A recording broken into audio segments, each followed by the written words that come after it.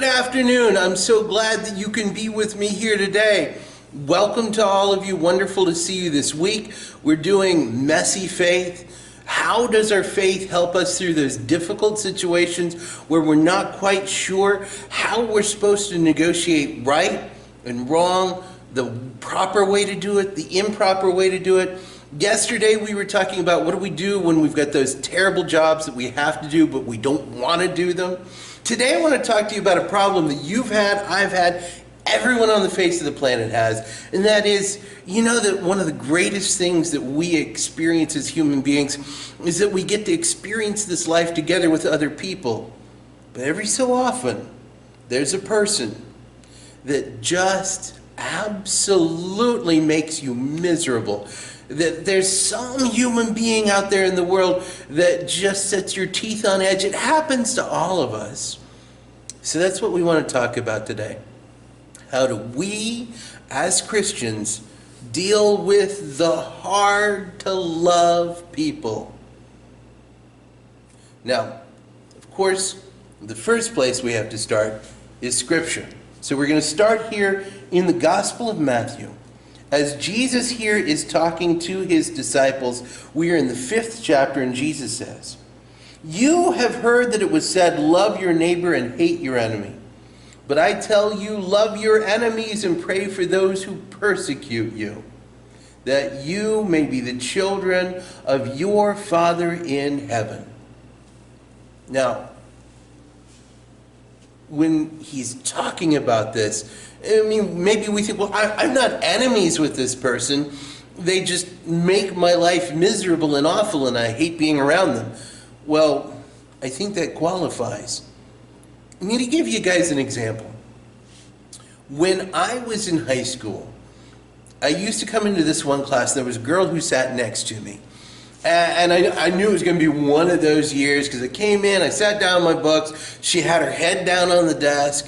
I was like, well, maybe she's sleepy, she's taking a nap or something.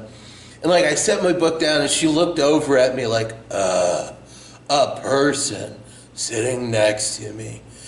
And she proceeded to glare at me and insult me. And every day I'd come in, she'd have something negative to say. If not about me, then she was making negative comments about other people in the class, complaining about the teacher, complaining about the homework. And I thought to myself, what am I supposed to do with this person? And the question here is, how do we love people like that? I always tell my kids that life is kind of got these metaphors. One of the metaphors that I like to use in life is that every human being on the planet is walking around with both of their hands full. One of the hands is a pitcher. The other hand is a cup. The pitcher is what's ever in your heart. Now, some people, what's in their heart is love and joy and happiness and peace and grace, and their pitcher is just a great big pitcher of sweet tea happiness, you know? When you see them coming, you're like sticking out your cup. You're like, fill my cup up with you. You know, those are great people, and that's what the cup's for, you know? We interact with each other, and we take in what's in another person's heart when they pour it into us, you know? But then there's people in this world, like the girl in my class in high school, whose pitcher's really more full of swamp water. And you see them coming with the scummy, smelly, slimy swamp water of their soul that's full of anger and hatred and jealousy and pettiness. And you're like, oh no, they're going to fill my cup up with their swamp water. And sometimes as Christians, we think it's our duty to stick our cup out and say, okay, I guess I have to love you, fill me up with your negativity. But I'm here to tell you this is why faith can be messy. Because we think we're loving people when we do that sort of thing, but in fact, it is the exact opposite of love. When somebody comes up to you with a pitcher full of swamp water and they just can't wait to pour it in your cup, it's okay to say, no thank you. It's okay to say, I'm not going to gossip with you. It's okay to say, I'm not going to criticize other people with you. It's okay to say, I'm not going to be angry with you. It's okay even to say, I'm not going to let you make me feel angry or sorrowful or hurt or insecure. It's okay to say, I don't want your swamp water. Do you know why? Because it was never our job to let the world pour evil into us. Jesus says to his disciples, it's your job to pour love into others. So let me tell you what I did in high school. This girl would come in, she'd sit down, or I'd come in and sit down, and she'd glare at me, you know? It wasn't me, she glared at everybody. And so I just decided that I was never going to let her fill my cup, but I was never going to stop pouring into hers. And so I'd come in and I'd say, hey, your hair looks really nice today, how you doing? She'd glare at me. I'd smile at her. She'd complain about the teacher. I'd compliment the teacher. She'd gossip about the people around us. I'd tell her nice things that they'd done for me. It's in the past, or how much I really appreciated the way a person did something.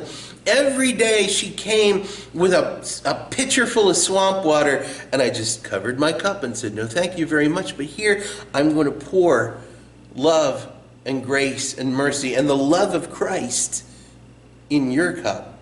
You want to know what happened? At first, she hated me even more, but honestly, it was not a long way to go. She already basically hated me. And then she realized that I was serious, and that I wasn't making fun of her, that I really, honestly, was smiling at her, was saying to her, great to see you today, how you doing? And I wasn't making fun of her. And slowly, she started smiling back. She started talking back. She stopped gossiping about people around us. She stopped complaining about everything. We had pleasant conversations because that's what love does. Love is transformative. See, love doesn't mean fill me up with your evil and I'll just take it. Love means that I'm going to fill you up with the love I have first received from Christ. So today, here, over our lunch together, I hope that you remember that Christ has called you to love the difficult people, to love the negative people, to love the miserable people. But it doesn't mean that you have to take into yourself the sorrow, the misery, the anger, all of the things that they are burdened with. Your job is not to become burdened. Your job is to share the freedom that is Christ Jesus. Thank you for being with me. I hope to see you next. We're going to meet again Thursday, because tomorrow we're doing the big Bible study. That's the book of Concord. It's 6 o'clock tomorrow evening right here. If you're watching us on Facebook, please don't forget to comment and to like and to share. If you're also watching us on YouTube, don't forget to also hit that subscribe button. And if you want to get automatic updates, you have to hit the bell now. They've changed it around, so hit them both. But thank you all for being with us. Please stick around for our announcements. Go in peace, love and serve the Lord. Thanks be to God.